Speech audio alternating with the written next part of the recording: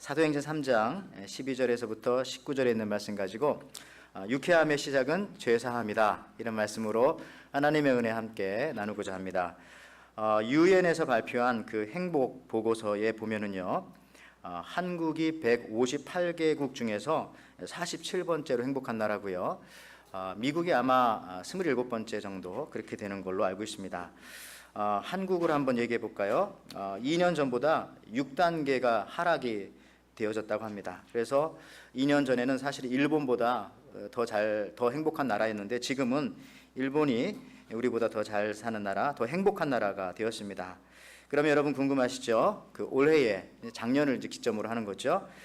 가장 행복한 나라는 어느 나라겠습니까? 1위하고 2위가 너무 작아서 잘 안 보이죠? 경제적인 부분 조사했고요. 심리적인 부분, 또 어떤 그 국가 통계, 건강, 공공정책, 뭐 여러 가지 조사했습니다. 건강한 기대 수명, 의지할 지인의 존재가 있는가, 스스로의 삶을 결정할 수 있는 자유, 인식도가 있는가, 또 사회가 청렴한가, 사회 관용도가 있는가, 하여튼 여러 가지를 정리해서 보니까 158개국 중 1위는 스위스였습니다. 그리고 2위는 아이슬란드가 차지했습니다. 지난번에는 덴마크가 그 전에는 1위였는데 이제 3위로 물러나고요. 자, 그런데 제가 이 보고서를 보고 이것에 대한 어떤 사설을 좀 읽다가 그 마지막 부분에 기자가 재밌는 얘기를 또 썼더라고요. 무슨 얘기냐면, 근데 이 보고서가 동의는 되지만 자기는 또 한 가지 여기에 고개를 갸우뚱한다는 거죠. 왜 그러냐 하면은 가장 행복한 나라 1위가 스위스고 2위가 아이슬란드인데요. 세계에서 가장 그 우울증 치료제를 제일 많이 먹고 사고 팔고 하는 데가 어디냐면은 바로 이 아이슬란드, 그 다음에가 스위스, 그렇게 된다고 합니다. 이게 정말 행복할까 하는 생각을 했고요. 진정한 행복은 어디에 있을까? 여러분, 오늘 본문에 보니까 사도행전 3장 19절 말씀에 그러므로 너희가 회개하고 돌이켜 너희 죄 없이 함을 받으라. 이같이 하면은 유쾌하게 되는 날이 주 앞으로부터 이를 것이다 라고 말씀하셨습니다. 유쾌하게 되는 날, The times of refreshing. 여러분에게 이 최근에 언제 이런 유쾌한 날이 여러분들에게 있었습니까? 기억을 한번 이렇게 돌이켜 보세요. 과연 나에게 정말 이 유쾌한 날, 이런 날이 최근에 언제가 있었지? 어제였는가? 한 달 전이었는가? 아마 기억도 나지 않는 것 같아. 어떻습니까? 근데 성경은 말씀하죠. 여러분들이 그리스도인이라면은 여러분들이 회개하고 죄 없이 함을 받았기 때문에 크리스찬이 되지 않습니까? 그렇다면은 유쾌한 삶을 사는 그것이 당연하다라고 하는 것입니다. 어떻습니까? 여러분의 삶에 유쾌함이 있습니까? 매일매일의 삶이 새롭습니까? 매일매일 영적인 에너지가 막 넘쳐납니까? 아멘? 저 혼자만 아멘 했네요. 아멘을 유도해도 아멘을 할 수가 없는 유쾌함이 없는 것 같아요. 여러분, 누구나 다 유쾌함, 또 행복함, 기쁨을 원하는 거 당연합니다. 그런데 예수 믿고 나서 유쾌한 거, 이 refreshingness라고 하는 거 당연한데 이것을 방해하는 것이 하나 있습니다. 뭐죠? 오늘 본문 보니까 죄입니다. 죄 사함을 얻어야 유쾌하게 되거든요. 죄가 이것을 방해하는 건데, 죄가 있으면 유쾌할 수가 없어요. 왜 그러냐면요, 죄가 있으면은 마귀가 와서 그 죄를 가지고 우리를 계속해서 괴롭히기 때문에 그렇습니다. 우리의 마음을 들쑤셔 놓습니다. 자꾸 마음을. 한 가지 예를 하나 들자면요, 우리가 살고 있는 이 태평양 한가운데에 그 파푸아뉴기니아라고 하는 섬에 가면은요, 그 복수의 원숭이라고 하는 그 리벤지하는 그 멍키가 있거든요. 그런 이름을 갖고 있는 것이 있다고 합니다. 복수의 원숭이. 이건 무슨 얘기냐면요, 그 파푸아뉴기니아라고 하는 그 섬, 어느 한 섬에 가면은 그렇대요. 자기가 평소에 싫어하던 그 원수 같은 사람이 살고 있는 집이 있지 않겠어요? 그 집에 가서 장마가 지기 전에 옥수수나 이런 걸 잔뜩 가지고 가서 지붕 위에다가 이렇게 뿌려놓으면은요, 원숭이들이 와서 그 지붕에 올라가서 그 옥수수 그 나자를 꺼내 먹느라고 지붕을 막 여기저기 다 파헤쳐 놓고 막 난리를 부린대요. 장마가 시작되죠. 그럼 어떻게 되겠어요? 온 집이 다 엉터리가 되는 거죠. 그러면서 이 복수의 원숭이가 있다, 이런 얘기합니다.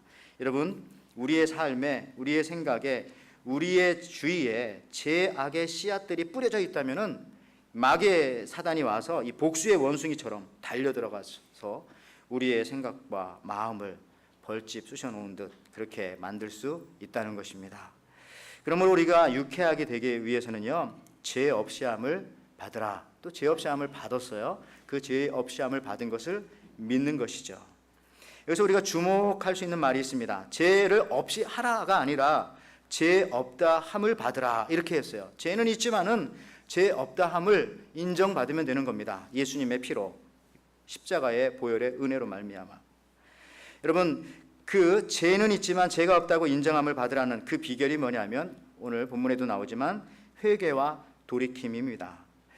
여러분, 그 더러운 집과 깨끗한 집의 차이가 뭐예요? 더러운 집이나 깨끗한 집이나 다 거기 쓰레기가 나옵니다. 생활 쓰레기가 나오고 음식물 쓰레기가 나오는데, 그 어떤 집에 가면 더럽고 어떤 집에 가면 깨끗한 이유는 쓰레기통이 있는데, 더러운 것들이 쓰레기통에 들어가 있는 집은 깨끗한 집이고, 더러운 것들이 쓰레기통에 들어가 있지 않고 여기저기 널려 있으면 더러운 집이에요. 어떤 집이건 다 쓰레기 나오거든요. 그런 거 마찬가지로 이처럼 죄 없이 함을 받으라라는 것은요, 죄가 없어진다는 것이 아니라 죄가 없다고 인정을 받는 겁니다. 그렇게 되면 우리가 유쾌하게 된다라고 하는 것이죠. 여러분, 의사들이 감기 환자를 돌보면서 감기에 안 걸리는 이유 궁금하지 않으세요? 물론 요즘에 한국에는 그 메르스라고 하는 그 독감이죠, 일종의 그 바이러스가 나왔고 뭐 의사들까지도 걸리기도 했는데, 사실은요, 의사들이 왜 감기 환자들 아이들을 치료하면서도 그렇게 감기를 잘 안 걸리냐 하면은 손을 잘 씻기 때문에 그렇다는 거죠. 의사들의 손 씻는 이거 활동이 그렇게 오래되지 않았습니다. 이거 뭐 200년도 안 됐어요. 왜냐하면은요, 그 커트 보네커트라고 하는 사람이 쓴 나라 없는 사람이라고 하는 그 책에 보니까요, 이 의사가 손 씻는 것을 제일 처음에 이걸 주장했던 의사가 누구냐면은 제멜 바이스라고 하는 사람이라고 합니다. 제멜 바이스. 근데 그 당시만 하더라도 현미경이 없으니까 이 손에 뭐 더러운 것이 있는지 이걸 잘 몰랐어요. 그래서 이 제멜 바이스라고 하는 산부인과 의사가 계속해서 이 다른 동료 의사들한테 아이를 받을 때, 다른 때는 모르지만 최소한 애를 받을 때는 좀 손을 좀 씻고 애를 받아라, 이런 얘기를 계속했죠. 물론 지금은 장갑을 끼고 하지만요, 옛날만 하더라도. 근데 처음에는 의사들이 이 얘기를 안 들었어요. 근데 나중에 진짜 이 얘기를 들으니까 그 사망률이 뚝 떨어졌고, 또 아이를 낳다가 그렇게 죽게 되는 그런 율도 많이 떨어졌다라고 하는 그런 얘기죠. 그러니까 손만 잘 씻어도 된다, 이런 얘기입니다. 여러분들, 우리가 이 죄라고 하는 것, 죄만 우리가 잘 씻어내도요, 병원균들이 우리한테 달려들지 못한다라는 거죠. 사단이 우리에게 어떻게 하지 못한다라고 하는 겁니다. 손만 잘 씻어도요, 요즘 메르스 계속 얘기하지만 뭐 감기 예방을 할 수가 있습니다. 뭐 하와이도 그거의 안전지대는 아니다, 이런 얘기는 하는데 하와이는 뭐 메르스가 들어와도 공개하진 않겠죠. 여러분, 마귀와 사단은요, 죄를 매개로 우리 가운데 와서 활동한다라고 하는 것입니다. 어떻게 보면은요, 우리가 마귀와 사단과 싸울 것이 아니라 사실은 죄와 싸우면 됩니다. 왜냐하면은 우리가 죄 없이 함을 받으면 사단은 우리에게 와서 우리를 더 이상 괴롭히거나 넘어뜨릴 수가 없거든요. 굳이 뭐 마귀하고 사단하고 뭐 물러가라 뭐 이럴 필요 없습니다. 죄를 사함 받으면, 죄 없이 함을 받으면 더러운 사단들은 우리를 괴롭힐 수 없다라는 것이죠. 손을 씻듯 죄 없이 함을 통해서 죄에 반응하지 않는 사람이 되면 우리의 삶이 유쾌하게 된다라고 하는 것입니다. 제가 지난주에 그 회개에 대해서 말씀드렸지 않습니까? 여러분 기억나십니까? 아까 장로님께서도 기도를 잘 해주셨는데요. 회개, 지난주 제목은요, 회개의 열매는 믿음의 씨앗보다 더 커야 한다라고 하면서, 사실 믿음 굉장히 중요하지만은 예수님께서는 믿음보다 먼저 강조한 것, 믿음보다 더 크게 강조한 것이 회개라는 것이죠. 왜냐하면은 믿음은 항상 씨앗에 비유했어요. 뭐 겨자씨, 작은 씨. 근데 회개는 항상 회개 열매를 맺어야 한다라고 하면서 열매에 비교했다라는 거죠. 여러분, 씨앗과 열매 어떤 게 더 큽니까? 열매가 더 크죠. 그만큼 예수님께서는 믿음도 중요하지만 사랑도 중요하지만 그거보다 더 중요한 것은 회개다라고 말씀하셨고, 예수님의 첫 설교조차도 회개하라 천국이 가까웠느니라 라고 말씀하시면서 회개라고 하는 말을 첫 설교에 말씀하셨다라는 얘기입니다. 그래서 모든 크리스찬들은 회개라고 하는 그 산도를 통해서, 아이가 엄마 뱃속에서 세상에 나올 때 그 산도를 통해서 나오잖아요. 마찬가지로 그렇게 출생되어진다라고 하는 얘기까지 제가 드렸었습니다. 여러분, 그것과 연관해서요, 오늘 본문을 보세요. 오늘 본문의 키는 계속 읽었던 3장 19절 말씀인데요. 그러므로 너희가 회개하고 돌이켜 너희 죄 없이 함을 받으라. 이같이 하면 어떻게 된다고요? 유쾌하게 되는 날이 주 앞으로 이를 것이요. 이 유쾌하게 되는 날, 우리가 유쾌하게 살아야 하지 않겠습니까? 근데 유쾌하게 되기 위해서는 어떻게 하라고요? 그 앞에 두 가지 동사가 나오죠. 회개하라, repent라는 말과 돌이켜라, turn to God, 이 두 말이 나옵니다. 돌이키고, 하나님 앞으로 돌이키고, 그 다음에 회개해라. 그렇게 해서 죄 없이함을 받아라, 이렇게 말하고 있습니다.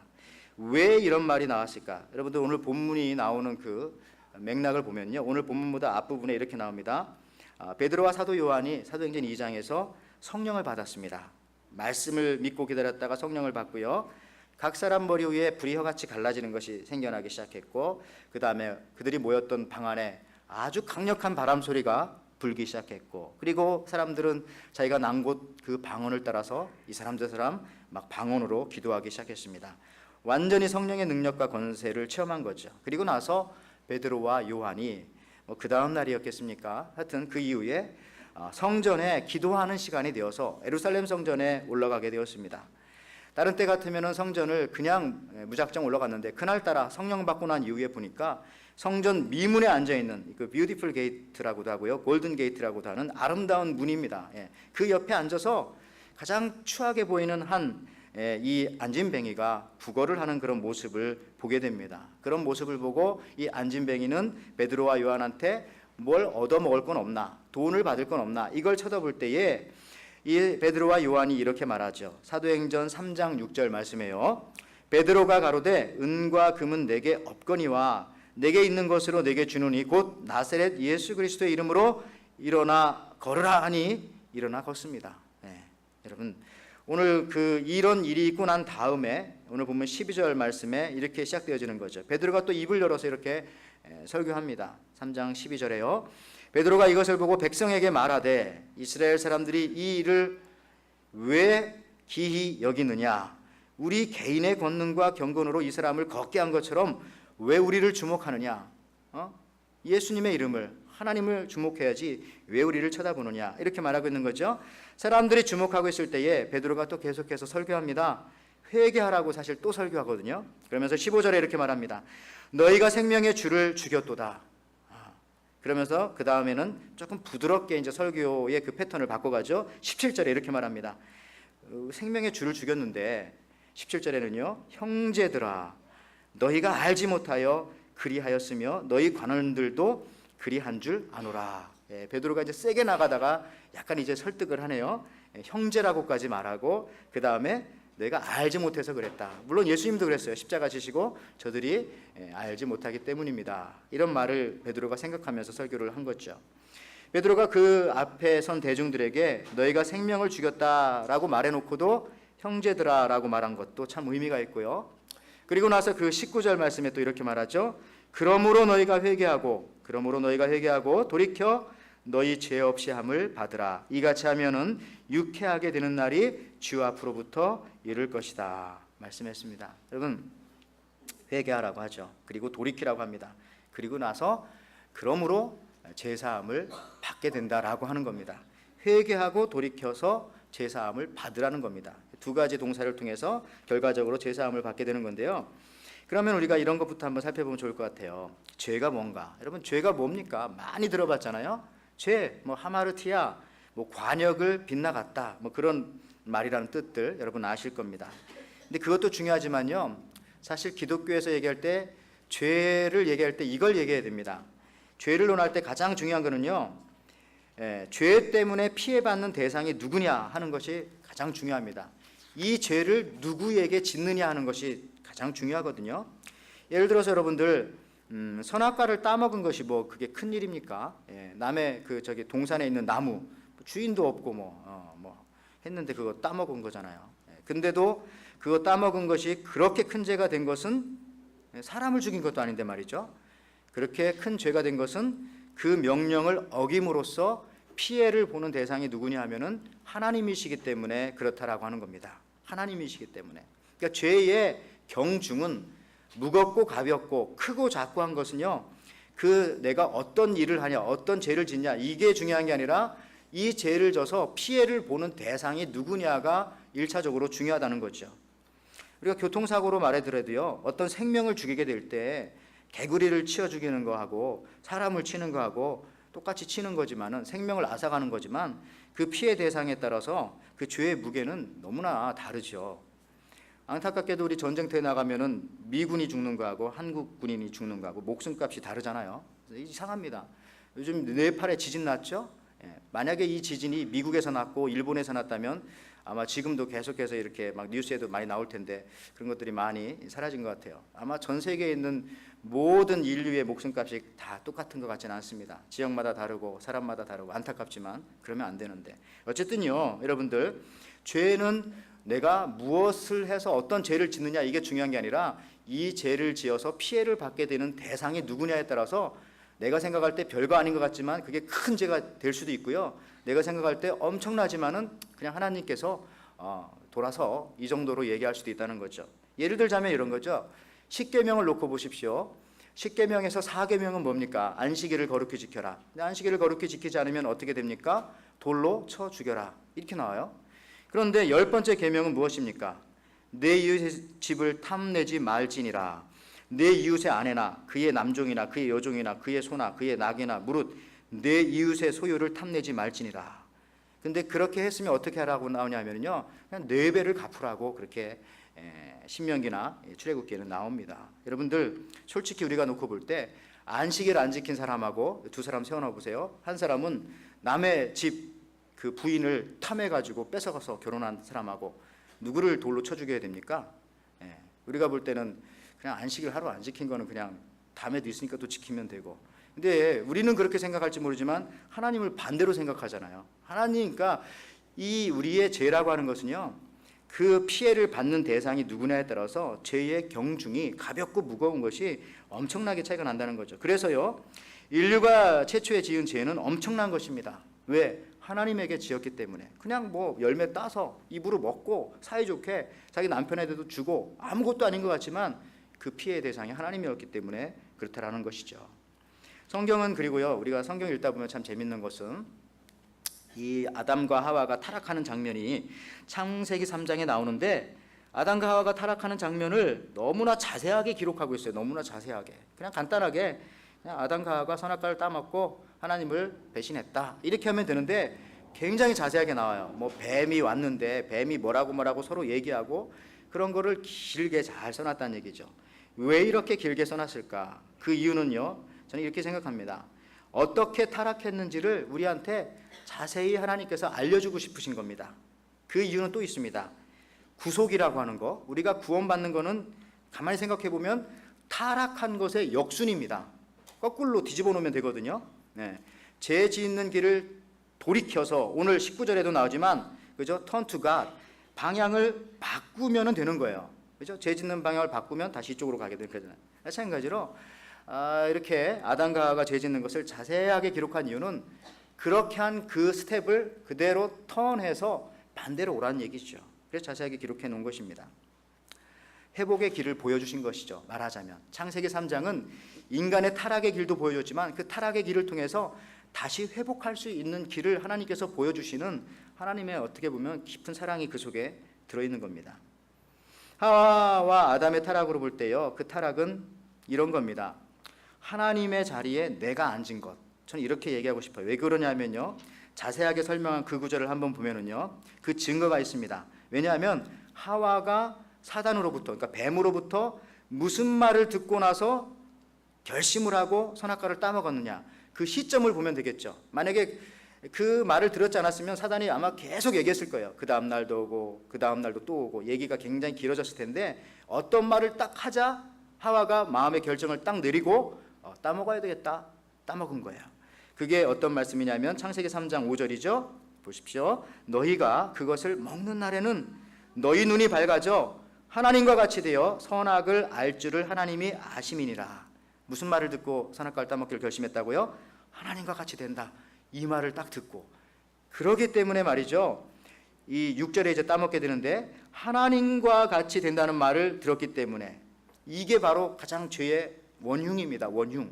하나님과 같이 되고자 하는 마음들. 그러니까 무슨 말이냐면요, 하나님의 자리에 자기가 앉아 올라가 있는 거죠. 우리 인생도 마찬가지죠. 내가 구원받고 하나님의 자녀가 되었고 크리스찬이 되었다라고 하는 것은 내 인생의 모든 주권을 하나님 앞에 돌려드린 겁니다. 하나님이 내 인생을 핸들에 가시는 겁니다. 나는 거기에 순종하는 겁니다. 그런데 그렇게 하지 않는다는 것은요, 내가 하나님 밀어내고 그 자리에 내가 앉아있다라고 하는 거거든요. 이게 무서운 거죠. 그러니까 회개라고 하는 것은 다시 말씀드리지만은요, 하나님의 자리를 다시 내어드리는 겁니다. 그 자리에 내가 앉아있는 것이 아니라. 자, 다시 한번 생각해 봅시다. 구원이 타락의 역순이라고 한다면은 이렇게 생각할 수 있어요. 참된 회개는 자기를 부인하고 하나님께로 마음을 돌이키는 겁니다. 내가 그 자리에 있지 않고 나를 부인해버리고 그 자리에 하나님을 모셔드리는 거죠. 그런데 오늘날 많은 사람들이 자기를 신뢰하는 데서 돌이키거나 자기 생각을 부인하지는 않은 채 그냥 자기가 지은 죄를 고백하고 얘기하고 그냥 뉘우치고 눈물을 조금 흘리고 그냥 용서를 빌고 그것이 회개인 줄 잘못 착각하고 있다는 거죠. 그건 회개가 아닙니다. 뭐 회개의 형식은 있는 거죠. 그 짓은 바리새인들도 다 했어요. 그러나 진짜 회개는 뭐냐면 내가 앉았던 그 자리에 하나님을 모셔드리는 거. 그러니까 내가 죽는 겁니다. 나를 부인하는 겁니다. 그게 정말 참된 회개죠. 더 쉽게 말하자면 회개라고 하는 것은요, 우리가 운전하고 가다가 체인지 라인, 차선을 바꾸는 게 아니라 아예 핸들을 180도 돌려서 턴하는 거죠. 턴. 이거죠. 근데 우리는 그동안 차선만 바꾸면서 이러면 이게 회개지. 방향은 똑같은 방향으로 지금 가고 있어요. 지옥으로. 바꿔야죠. 내가 잠깐 회개했다고 내가 이 부분을 좀 고치면 되겠구나. 고치는 정도가 아니라 내가 아주 죽는 겁니다. 내가 죽고 그 자리에 하나님이 앉아 계셔야 됩니다. 내 인생을 다 결정해 주시고 이끌어 가셔야 된다는 거죠. 그래서 오늘 본문에서 말씀하듯이요, 참된 회개는 회개와 돌이킴, turn to God, 돌이킴이라는 거죠. 생각과 행동이 있어야 합니다. 한국적으로 말하자면 지정의의 회개가 수반되어져야 한다는 것. 자기의 잘못된 행위를 반성하는 정도가 아니라 자기의 악한 행위를 통해 근본적으로 악한 자기의 모습을 깨닫고 내 자신을 부인하는 겁니다. 더 심하게 말하면 나를 죽여버리는 겁니다. 나라고 하는 사람은 존재하지 않아. 예수님이 존재해. 이렇게 말해야 되는 게 진짜 신앙인인 거죠. 갈라디아 2장 20절 말씀도 그렇고요. 마태복음 16장 24절 말씀해 보세요. 자, 이에 예수께서 제자들에게 이르시되 누구든지 나를 따라오려거든 자기를 부인하고 자기 십자가를 지고 나를 따를 것이니라 라고 말합니다. 그래서 he must deny himself and take up his cross and follow me 하면서 자기 자신을 deny 하라는 거죠. 부정하라는 겁니다. 여러분, 베드로의 경우를 보세요. 베드로의 일생을 잘 살펴보면요, 성령 받기 전에 주님을 바라보긴 했어요. 근데 자기를 부인하지 못해요. 끝까지 주님을 따라가는데도 자기를 부인하지 못해요. 그렇기 때문에 예수님께서요, 베드로에게 십자가 지시기 전에 끝까지 한 말이 뭐냐면은 네 자신 부인해야 된다. 이 얘기를 계속한 겁니다. 마태복음 26장 35절에도 보면은요, 이렇게 나오잖아요. 그 전에 이렇게 말합니다. 너희가 다 나를 버릴 거다. 그럴 때 베드로가 뭐라고 합니까? 26장 35절에 베드로가 이르되 내가 주와 함께 죽을지언정 주를 부인하지 않겠나이다 하고 모든 제자도 그와 같이 말하니라. 아직도 자기를 부인하지 못하잖아요. 내가 주님을 부인하지 않겠습니다. 내가 그런다잖아요. 내가. 근데 어떻게 됐어요? 결국 부인하잖아요. 탄로가 난 거죠. 여러분들, 주님을 따르려면요, 내가 죽어야 됩니다. 내가 부인 되어져야 합니다. 그것이 바로 회개라는 거죠. 자기 부인 이야기를 조금만 더 하면서 이제 결론으로 좀 넘어갈까 합니다. 에덴 동산에서 사단이 하와를 노린 것은요, 하와의 자아입니다. 자아. 하와의 그 셀프라고 하는 것. 자아는 믿을 수 있는 것이 아니에요. 백지와 같아요. 그때 에덴 동산에 죄가 없었는데 어떻게 그 자아를 건드려 놓은 거죠. 그랬더니 확 돌아간 거죠. 이 내 자신이라고 하는 것들 믿을 수가 없습니다. 이런 말도 있어요. 우리는 예쁜 인형을 보면 뭐라고 한다고요? 저 인형 너무 너무 예뻐, 사람 같아, 이렇게 말하죠. 근데 반대로 예쁜 사람을 보면 또 뭐라고 합니까? 저 사람 인형 같아. 똑같은 얘기인데 이렇게 반복. 이랬다 저랬다 왜 그러는 거예요? 또 어떤 사람들은 약국이 어디 있어? 세탁소 옆에 있어. 세탁소는 또 어디 있는데? 약국 옆에 있다니까.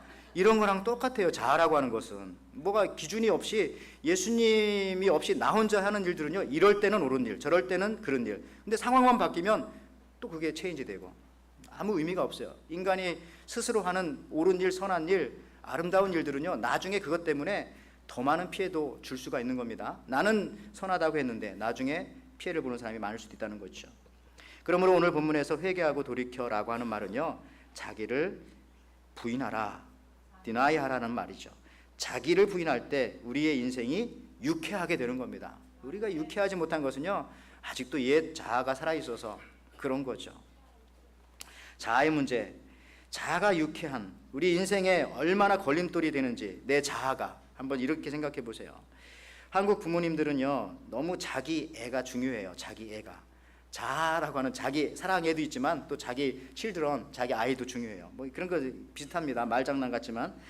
어떤 부모들은요, 자기 아이들 막 사진 찍을 때에 너무 찍다 보니까 사진 그 왁구 틀에 그 애들을 그냥 너무 클로즈업해서 많이 찍어요. 애가 이쁘니까. 그래서 나중에 뭐 5년, 10년 지나고 보면 사진에 애만 나왔기 때문에 이게 언제 찍은 거지? 뭐 할 때 찍은 거지? 이게 모른다고요. 나중에 가면 거기 써놓지 않으면. 근데 여러분, 아주 객관적인 사람, 그 사진관 아저씨가 찍으면은요, 아이들만 찍지 않거든요. 예, 배경도 넣고 하니까 이거 금방 언제 찍은 건지 알 수 있어요. 아, 이거 재롱잔치 할 때 찍은 거구나. 아, 이거 아버님 뭐 환갑 때 찍은 거구나. 알 수 있다고요. 배경까지 넣으니까. 여러분들, 자기애는 이런 겁니다. 자기밖에 몰라요. 날짜도 시간도 장소도 모르고 답답한 거죠. 그러니까 유쾌할 수가 없는 겁니다. 자기밖에 모르니까 상황 파악이 안 되는 거죠. 갈 곳은 많은데 오라는 데는 없는데 갈 곳은 많고, 남들은 다 아는데 나만 모르고, 이렇게 자기애가 많으면 이렇게 되는, 답답하죠. 서로가. 여러분, 3, 4살 때 아이들이 참 귀여워요. 뭘 해도 귀엽죠. 아이들은 코를 파도 귀엽습니다. 3살 때 정도 되면. 근데 여기 핵심이 뭐냐면요, 자기가 스스로 귀여운 줄 모를 때 귀여운 겁니다. 그렇잖아요. 근데 한 5, 6살쯤 돼가지고 동생이 귀여운 짓 하니까 자기도 귀여운 짓 하려고 와서 막 귀여운 짓 하면 그때 어때요? 매밖에 없죠. 짜증나죠. 지겹죠. 야, 이거 심리학적 용어로 아이의 타락이라고 합니다. 나무는 자신이, 꽃이 아름다움을 모를 때, 내가 예쁜지 모를 때 그때 예쁜 거죠. 그래서 꽃꽂이의 꽃보다 사실은 들판에 있는 꽃이 훨씬 더 들꽃이 아름다운 거고요. 자기가 예쁜 줄 알고 예쁜 짓 하고 화장 두껍게 하기 시작하면 그때부터 이것을 또 미의 타락이라고 합니다. 강아지의 타락도 있더라고요. 강아지가 귀여워요. 근데 어느 순간인가부터 귀여운 짓을 강아지가 스스로 하기 시작할 때가 있어요. 그때 우리는 무엇을 느낍니까? 아, 얘가 이제 갈 때가 되었구나, 이런 생각을 하게 되죠. 강아지도 나이가 많이 먹으면 그렇게 하더라고요. 여러분, 이제 말씀을 좀 마칠게요. 왜 크리스천의 삶에, 내가 예수 믿는 사람인데도 유쾌함이 없는가? 신앙생활에 유쾌함이 사라지고 왜 교회 사역을 해도 유쾌함이 없는가? 기쁨의 근원 되시는 주님을 우리가 믿는데, 감히 하나님의 일을 하는데 구원받았어도 문제는 항상 자아의 문제가 남아있기 때문에 그렇다는 거죠. 내 자아가 죽지 않아서 그렇습니다. 그것이 회개입니다. 자기 부인이 안 될 때에 결코 유쾌함은 여러분들의 마음에 찾아올 수가 없다라고 하는 것이죠. 여러분, 왠지 아십니까? 이것도 이제 제가 설명을 하자면, 사실 우리는 은혜로 살아가는 법을 아는 사람들이거든요. 은혜. 이게 크리스찬이죠. 세상에 우리가 노력해서 다 되는 줄 우리가 알지만 사실 그렇지 않잖아요. 노력해서 되는 건 별로 없다고 저는 생각합니다. 운이 좋다고 하지만 그거 하나님이 도와주신 거예요. 왜 안 되느냐? 세상에는요, 사단이 많이 있어요. 우리 크리스찬을 놓고 본다면 사단들도 많이 있고, 또 사회 악이라는 게 있어요. 구조 악이 있잖아요. 또 악인들도 여기저기 많이 있어요. 우리가 겉으로 볼 땐 다 착한 것 같지만 그 마음을 어떻게 알아요? 악한 놈들도 여기저기 많이 있어요. 그러니까 아무리 노력해도 안 되는 거예요. 근데 여러분들 그런 얘기 하더라고요. 그 똑같은 거예요. 농구 선수가 그 슛을 할 때에 연습할 땐 다 잘 들어가죠. 근데 실제적으로 그 경기에 들어가면 이게 잘 안 들어가요. 이유가 뭔지 아세요? 혼자만 하는 게 아니잖아요. 상대편의 디펜스가 있잖아요. 그러니까 이게 안 들어가는 거예요. 막는 사람, 수비들이 너무 많아가지고. 그래서 웬만한 농구를 보면요, 일단 점프하면은 심판이 안 보는 그 각도에서 다 저렇게 팬티를 붙잡는다고 하더라고요. 다 그런 사진들이거든요.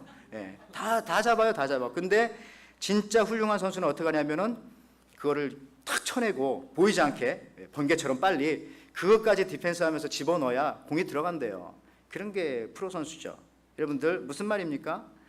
너무 빨리 이루어져서 우리가 보지 못하지만 우리도 마찬가지죠. 우리의 자아도 그래요. 그것을 자아를 탁 쳐내버리고 그래야 우리가 골이 들어가는 거거든요. 즉 여러분 이 세상은요 내가 최선을 다해도 안 돼. 이걸 깨달았을 때 그때 이런 진리를 깨닫게 되어질 때에 그때 주님 만나는 겁니다. 아 주님밖에 없구나. 그래 내가 내 자아 나의 힘을 내 것을 의지하는 것이 아니라 하나님을 의지해야 되겠구나. 우리 주님을 의지하는 게 훨씬 낫구나. 그때 내 자아가 깨어지는 순간이잖아요. 나는 아무것도 아니구나. 해봤자 이거밖에 안 되잖아. 이쪽 일으켜 놓으면 이쪽 무너지잖아. 저쪽 일으켜 놓으면 또 다른 쪽도 허물어지고 있잖아. 여러분 내 자아를 포기하고 주님께 맡길 때 그때부터 노를 저어가는 배가 아니라 돛을 피고 바람을 받아가는, 그래서 인생이 풀려가는 여러분의 인생의 배가 될 줄 믿습니다.